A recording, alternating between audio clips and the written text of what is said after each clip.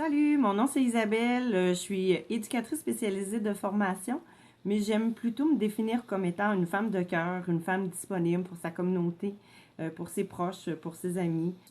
Fait que j'ai envie aujourd'hui de vous parler de vous faire un témoignage concernant la Précieuse Quête, programme voilà mon cahier, le programme que j'ai réalisé durant le mois de mars jusqu'au mois de juillet dernier.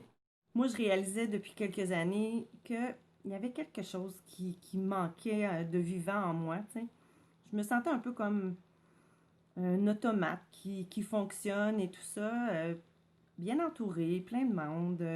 Tu sais, la fille vivante, reconnaissante, dynamique, elle était là, mais intérieurement, la force de vie qui est en dedans de moi, je la sentais plus. Fait que dans le fond, c'est dans cet état-là que je suis rentrée dans la précieuse quête. Fait que la précieuse quête m'a permis de prendre le temps de me retrouver. Et tout ça en étant accompagnée de Karen qui nous fait des enseignements extraordinaires, qui nous offre des outils super simples, faciles à comprendre, appuyés de vidéos, mais aussi dans une bienveillance.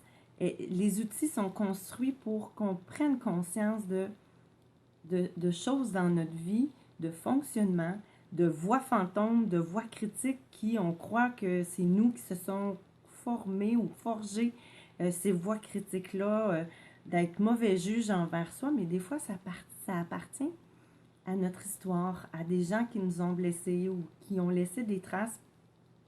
Puis on apprend en douceur et tout doucement à prendre conscience et à se libérer de ces voies-là, de reprendre le contrôle sur notre vie.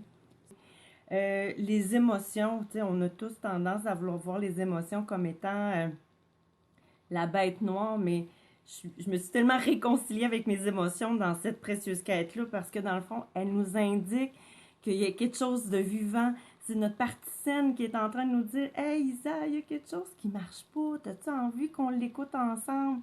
C'est plein de beaux outils qui, je considère, on devrait apprendre ça bien plus jeune qu'à l'âge que je suis aujourd'hui. C'est pour toute notre vie qu'on va avoir le support de ces activités-là, puis de ces supports-là, puis de ces outils-là. C'est le plus beau cadeau qu'on peut s'offrir. Donc, moi, c'est un cadeau que je me suis offert, puis j'espère que vous allez vous l'offrir.